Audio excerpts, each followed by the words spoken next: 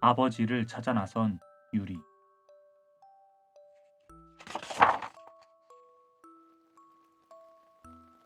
먼 옛날 동부여라는 나라에 유리라는 아이가 어머니와 단둘이 살고 있었다.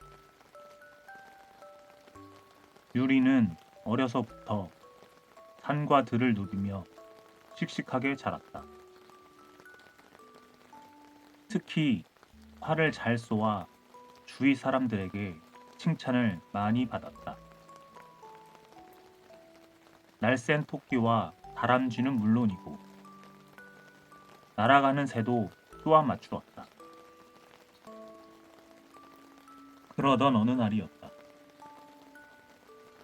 유리는 여느 때처럼 활을 메고 집을 나섰다. 늠름한 모습이 퍽 믿음직스러웠다. 얼마를 걷다 유리는 멀리 소나무 위에 작은 참새가 한 마리 앉아 있는 것을 보았다.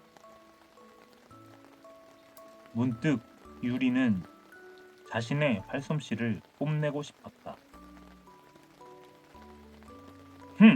저런 것쯤이야. 유리는 얼른 활을 들었다. 그리고 한참을 잰 뒤 힘껏 활수위를 당겼다. 쉬! 화살은 바람을 가르며 날아갔다. 그런데 이게 어찌된 일일까? 보통 때 같으면 참새가 화살에 맞아 툭 떨어졌을 텐데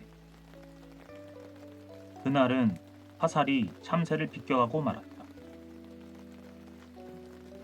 엎친 데 덮친 격으로 화살은 그곳을 지나던 동네 아주머니의 물동이를 맞추고 말았다.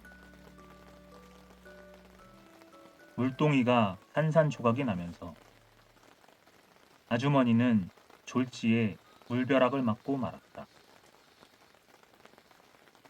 유리는 아차 싶었지만 때는 이미 늦었다. 이런 못된 놈! 애비 없는 자식이라 버릇이 없고 거칠구나.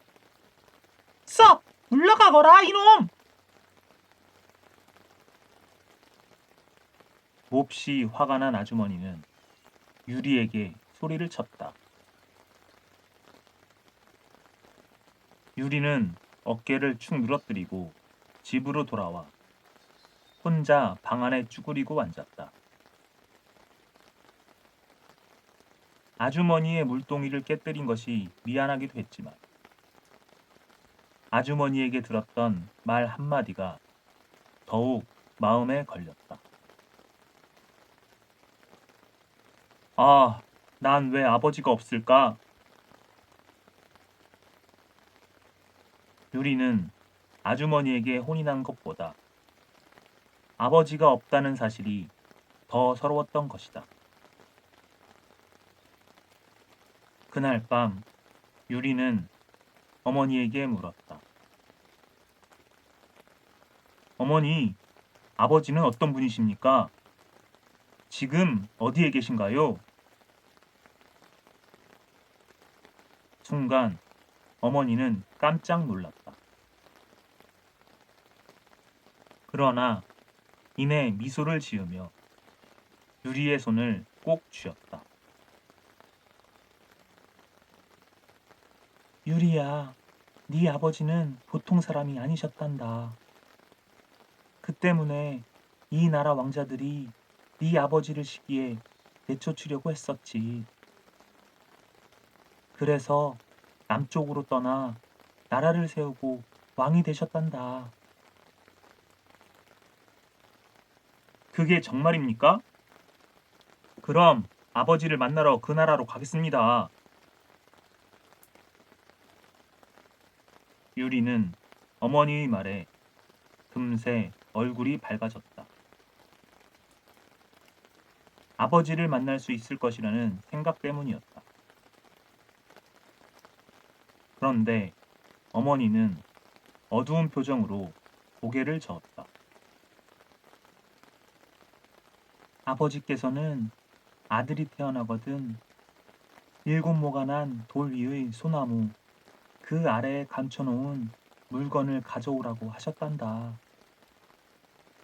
그래야만 아들이라는 것을 믿겠다고 하셨지. 정말 수수께 같은 말이었다. 유리는 날이 밝자 아버지가 감추어 두었다는 물건을 찾아 돌아다녔다.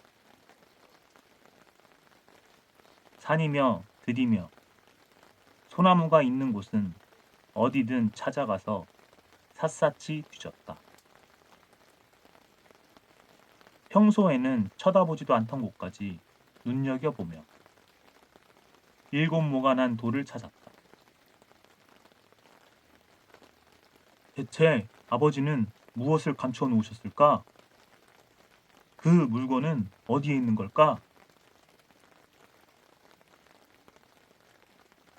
유리는 날마다 돌아다녔지만 아무것도 찾지 못했다.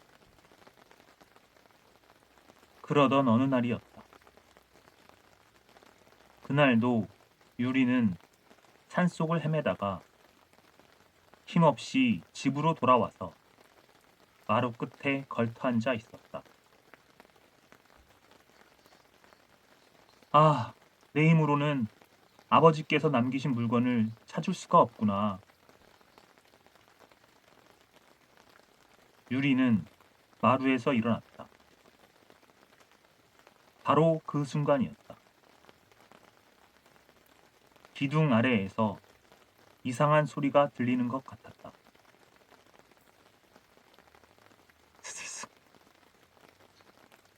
유리는 기둥으로 다가갔다. 무슨 소릴까? 아니, 이건 유리는 기둥 아래를 유심히 내려다보다가 깜짝 놀라고 말았다. 7모가 난 돌이 눈에 보이는 것이었다. 7모가 난 돌은 다름 아닌 추춧돌이었다. 그렇다면 추춧돌 위의 기둥은? 추춧돌 위에 세워진 기둥은 두말할 것도 없이 소나무로 만든 것이었다. 어머니가 말한 7모가 난 돌 위의 소나무 밑이란 바로 추춧돌 위에 서 있는 기둥 밑을 가리키는 것이었다. 유리는 있는 힘껏 기둥 밑을 들추어 보았다. 정말로 그곳에는 아버지가 남긴 물건이 숨겨져 있었다. 그것은 부러진 칼 한 조각이었다. 아, 이것이로구나. 유리는 곧장 어머니에게 달려갔다. 어머니, 아버지께서 남기신 물건을 찾았습니다. 이제 아버지를 찾아 떠나겠습니다. 어머니도 기뻐하며 고개를 끄덕였다. 다음 날 유리는 남쪽으로 쉬지 않고 말을 달려서 아버지가 세웠다는 나라로 갔다. 이 나라가 바로 고구려이다. 유리는 성을 지키는 군사에게 다가가 자신이 왕의 아들이라고 말했다. 군사는 고개를 갸웃거리며 주몽에게 유리를 데려갔다. 네가 진정 내 아들이란 말이냐? 그렇다면 내가 숨겨놓은 물건을 가져왔느냐? 주몽은 유리에게 물었다. 유리는 고개를 끄덕이며 품속에서 부러진 칼을 내놓았다. 주몽은 그 칼 조각을 유심히 살펴보더니 이내 자신의 품속에서도 무엇인가를 꺼냈다. 그건 역시 부러진 칼 조각이었다. 주몽은 그 두 조각을 맞추어 보았다. 두 개의 칼 조각은 빈틈없이 이어져 한 자루의 칼이 되었다. 오, 정말 내 아들이 맞구나. 내가 그리워하던 아들이로구나. 주몽은 기뻐하며 유리를 힘껏 끌어안았다. 기쁨의 눈물이 볼을 타고 흘러내렸다. 유리도 아버지를 만났다는 사실이 너무나 행복해서 눈물을 감출 수가 없었다. 이 순간부터 유리를 이 나라의 왕위를 이을 태자로 삼겠소. 모두들 유리에게 태자의 예의를 갖추도록 하시오. 몇 달 뒤 주몽은 아들을 만난 기쁨을 뒤로한 채 세상을 떠났다. 그래서 주몽의 뒤를 이어 유리가 고구려의 두 번째 왕이 되었다. 유리 왕은 차근차근 나라의 기초를 다져나갔다. 유리 왕이 고구려를 다스린 지 3년째 되는 해 어느 날 왕비 송씨가 아들 하나를 남겨놓고 그만 세상을 떠났다. 유리 왕은 그 지방 사람의 딸 화희와 한나라 여자 치희를 새 왕비로 맞아들였다. 하지만 안타깝게도 화희와 치희는 틈만 나면 다투었다.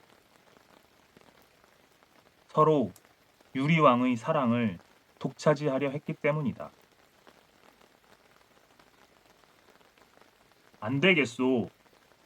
동쪽과 서쪽에 궁궐을 하나씩 지어 두 왕비를 따로 머물게 하시오. 유리 왕은 두 사람을 서로 다른 궁궐에 살도록 했다. 다행히 두 사람의 싸움도 잠잠해졌다. 그러던 어느 날이었다. 유리 왕이 사냥을 떠나 일주일 동안 궁궐을 비우자 한동안 잠잠했던 화희와 치희가 또다시 싸우게 되었다. 화희는 불같은 질투심 때문에 치희에게 거칠게 말했다. 너같이 천한 한나라 계집이 어찌 그리 무례한 게냐? 그 말에 치희는 울컥 눈물을 쏟고 말았다. 치희는 분함을 이기지 못해 궁궐을 나와 한나라로 떠나버렸다. 사냥에서 돌아온 유리왕은 치희가 없어진 사실을 알고 당황했다. 유리왕은 곧바로 말을 타고 치희가 떠난 길을 따라 달렸다. 그리고 치희를 만나 다시 궁궐로 돌아가자고 달랬다. 그러나 치희는 말없이 고개만 저었다. 유리왕은 하는 수 없이 혼자 궁궐로 향했다. 그때 꾀꼬리 2마리가 날아와 정답게 유리왕 주위를 맴돌았다. 아, 새라는 짐승도 암수 한 쌍이 정답게 노니는데 나만 외롭게 이 길을 홀로 지나가는구나. 유리왕은 쓸쓸한 마음을 노래로 달랬다. 헐헐 나는 저 꾀꼬리 암수서로 정답구나. 외로운 이내 몸은 네와 함께 돌아갈까.